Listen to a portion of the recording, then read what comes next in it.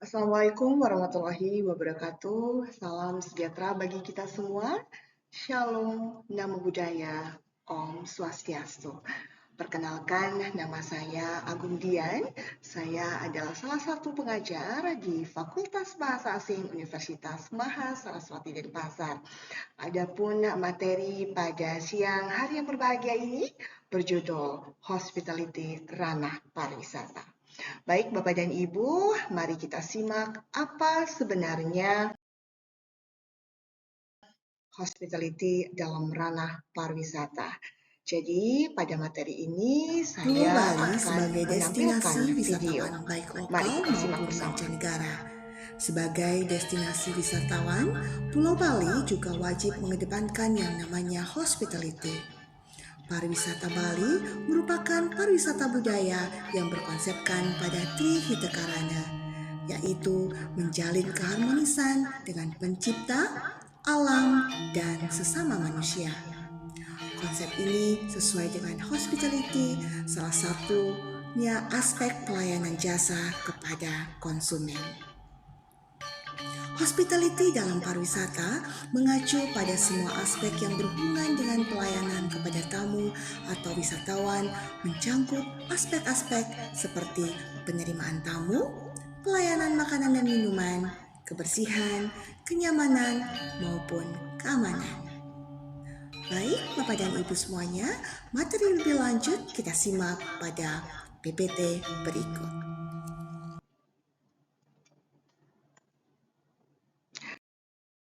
Terima kasih Bapak dan Ibu sudah menyimak dengan seksama video tadi. Video tadi saya ambil di Bali, pulau destinasi wisatawan baik lokal maupun mancanegara.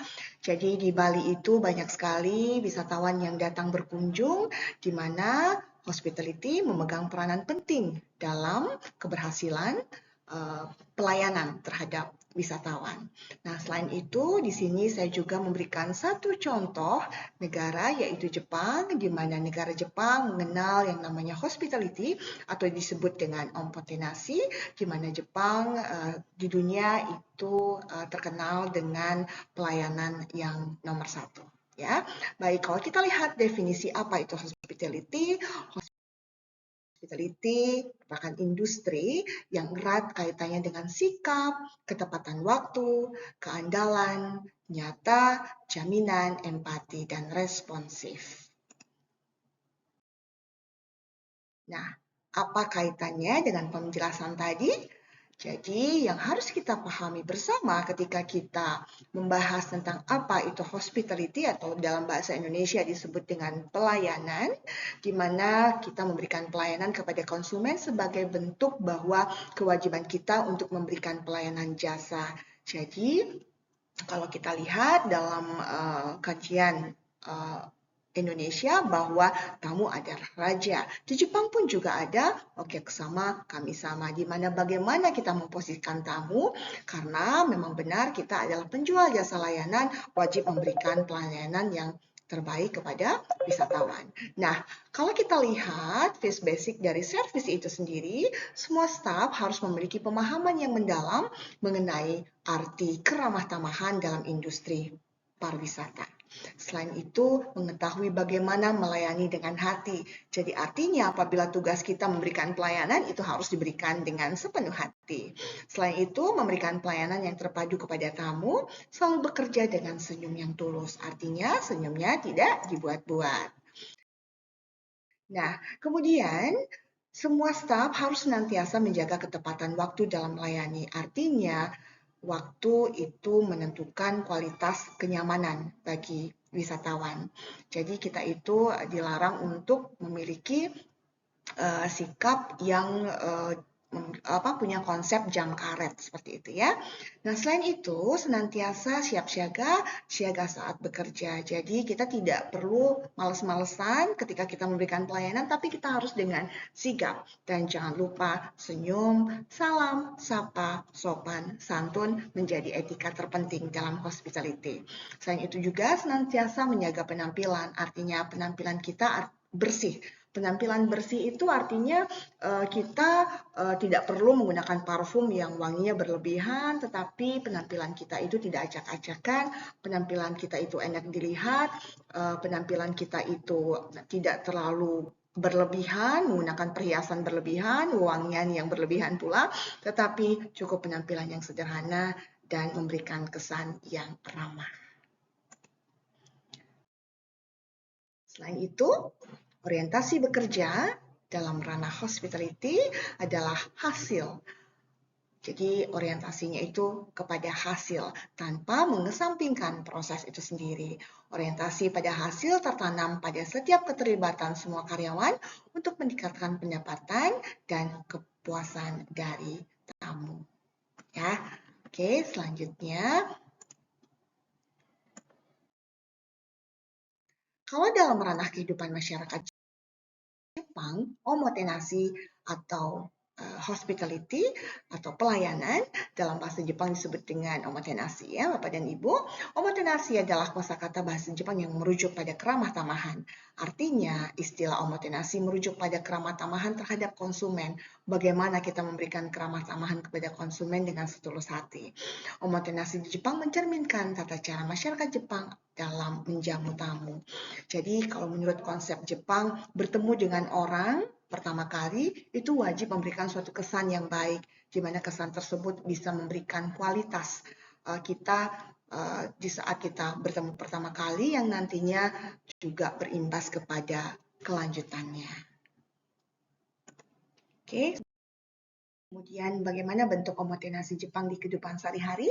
Kalau kita pertama kali kita bertemu, kita berjabat tangan. Tetapi kalau di Jepang, kita bersikap memperkenalkan diri dengan sikap ojiki atau membungkukkan badan. Membungkukkan badan atau ojiki itu sebagai wujud penghormatan kita terhadap wisatawan. Di mana sikap ojiki ini sebagai wujud penghormatan bukan kita merendahkan diri, tetapi itu adalah bentuk penghormatan kita kepada orang lain. Adapun bentuk-bentuk yang sikap ojiki ada yang 15 derajat ketika kita bertemu di lorong dengan seseorang, kemudian kita memberikan senyuman dengan 15 derajat dan 30 derajat itu ketika memperkenalkan diri dan 45 derajat itu ketika kita memberikan permohonan maaf ya. Jadi kita memohon maaf ketika kita ada salah atau kita ada melakukan hal-hal yang dianggap buruk. Ya, jadi artinya sikap ojiki ini sangat menentukan kualitas penghormatan kita kepada orang lain. Nah, kemudian ada istilah ekspresi muka ketika memberikan salam. Ekspresi muka itu harus tersenyum dengan sederhana ya, artinya senyum dengan sederhana itu tidak dibuat-buat dan tidak terkesan menarik lawan bicara. Jadi sikaplah tersenyum itu dengan setulus hati. Tentu saja akan mencerminkan bagaimana isi hati kita. Nah, selain itu, salah satu bentuk bagaimana tata cara kita memperkenalkan diri dengan cara memberikan kartu nama. Budaya di Jepang, tentu saja di Indonesia juga ketika pertama kali bertemu dengan seseorang, tentu saja kita memberikan kartu nama ya sambil menjabat tangan. Kalau di Jepang dengan sikap ojiki dengan memberikan kartu nama. Bagaimana tata cara yang benar bertukar kartu nama? Tentu saja nama kita itu mengarah kepada mitra tutur. Berikan dengan kedua tangan, baik tangan kiri, tangan kanan dengan melipat, dengan memegang kartu nama dengan kedua belah tangan. Dan jangan lupa perkenalkan diri dengan sebaik mungkin dan sejelas mungkin.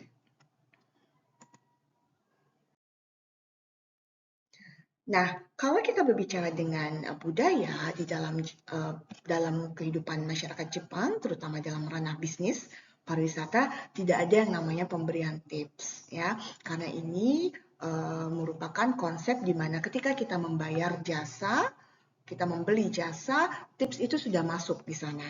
Jadi kepada Bapak dan Ibu yang pernah memberikan pelayanan jasa kepada wisatawan Jepang, mereka bagi konsep mereka tidak ada yang namanya memberikan tips. Jadi cukup mengatakan terima kasih. Tapi berbeda halnya dengan mereka-mereka yang sudah mengetahui budaya luar sebagai bentuk rasa terima kasih dengan memberikan uang tips. Nah, hal-hal kecil yang perlu kita perhatikan kalau di Jepang itu adalah dengan memberikan sampul buku ekstra kepada pembeli buku, membantu menekan tombol elevator, menyambut tamu saat berkunjung, memastikan waktu tiba dan berangkat dengan profesional. Itu hal-hal kecil yang tanpa kita sadari memang menjadi poin terpenting. Nah, kesenjangan budaya dapat kita lihat di sini. Pertama, orang Indonesia itu mudah berbicara dengan orang yang tidak dikenal. Orang Indonesia tidak biasa menimpali orang lain yang sedang berbicara dengan kata-kata tertentu ya. Oh begitu, oh jadi mereka biasanya kalau Indonesia itu mendengarkan dulu baru memberikan respon ya. Selain itu orang Indonesia itu bisa dengan mudah menebak perasaannya. Berbeda halnya dengan orang Jepang. Orang Jepang sulit berbicara dengan orang yang tidak dikenal atau baru dikenal. Orang Jepang suka menimpali pembicaraan sebagai bentuk responsif dan orang Jepang sulit itu memang sulit untuk menebak perasaannya karena mereka pintar menyembunyikan perasaannya untuk menjaga muka dari mitra tuturnya. Jadi artinya salah satu bentuk hospitality yang harus dipahami kita sebagai penjual jasa layanan itu harus memahami dengan baik budaya-budaya yang dimiliki oleh mitra tutur kita. Ya. Selain itu, kontak mata, kemudian gestur kita mengatakan kepada saya orang Jepang dengan menunjuk seperti ini, ya.